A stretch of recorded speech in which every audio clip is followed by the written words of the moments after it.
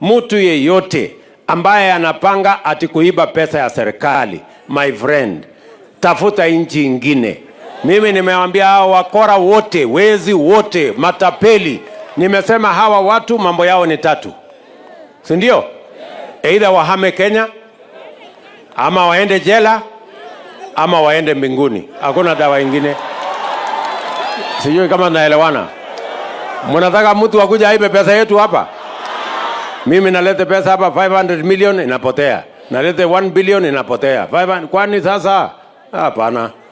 Hapana, ikai namna hiyo. Sijui kama tumeelewana. Mmekubali wezi wote tuwafukuze? Maneno ya wezi ni ngapi? Wahame Kenya, waende jela, ama waende mbinguni. Maneno hiyo imeishia hapo. Tumekubaliana jamii.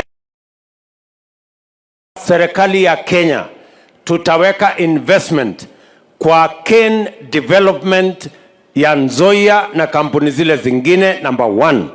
Na number 2, tutaweka investment kwa mill ambayo itasiaga upya, kwa sababu ile mill iko hapa ni ya 1978, imezeeka, imeoza, na kwa hivyo haifanyi kazi vile inataka ifanyike. Tumeelewana? So ya kwanza 2 tumemaliza. Ya 3, hii madeni ikiondoka, mimi naweka pesa ya Ken Development, mimi naweka pesa ya kununua mill mpya, lakini management lazima tubadilishe. Management lazima tubadilishe. Sijui kama tunaelewana. Lazima tubadilishe kwa sababu hakuna vile serikali inaweza kuendesha hii kampuni jameni. Si tumejaribu? Lakini imeshindikana. Miwa ya wananchi inaletwa hapa, inasagwa. Mwananchi mwenyewe mkulima hajalipwa. Mfanyikazi hajalipwa. Sukari imeuzwa. Sasa mnaona hiyo plan iko kombo. Sasa tutakubaliana. Tunaelewana? Na tutakubaliana model ya management. Kwa sababu hata hii nucleus peke yake inaweza kuendesha hii kampuni, kulipa madeni ya kampuni hii, ili mkulima akilete miwa yake analipwa mara moja. Sio kama tunaelewana? Na nyinyi mnajua kampuni ya West Kenya iko hapa, haina madeni, inalipa wakulima. Kampuni ile ya Kibos inalipa wakulima. Kampuni ya Butali inalipa wakulima. Kwa hivyo miwa haina makosa. Kuna makosa kwa management. Si ndio?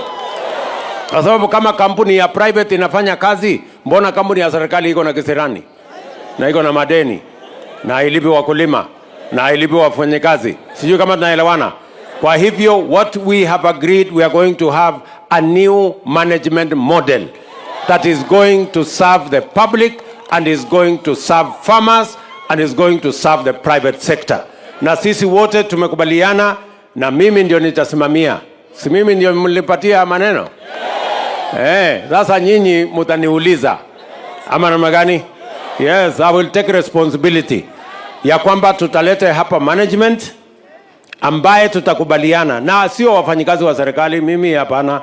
Unajua kama serikali haiwezi imeshindwa kuendesha, si tunatafuta watu wa private sector waendeshe. So tutakubaliana, we will have private sector management of this facility to make sure that we eliminate matters of incompetence na ile mambo ingine yote. Tumekubaliana? Meanwhile, kwa sababu tunataka kupiga moto hii gari, meanwhile tumesema tuanze Ken Development kwa nucleus hapa. Na tumetoa pesa ya Ken Development kwa nucleus, na tutapanga vizuri mpaka hii kampuni in the next 1 year it must be operating the way other companies are operating. Na hiyo kununua hiyo facility mpya, we are going to sit down with a new management from the private sector, how we are going to have a new mill that is going to serve the farmers and the people of this county and the people of Kenya.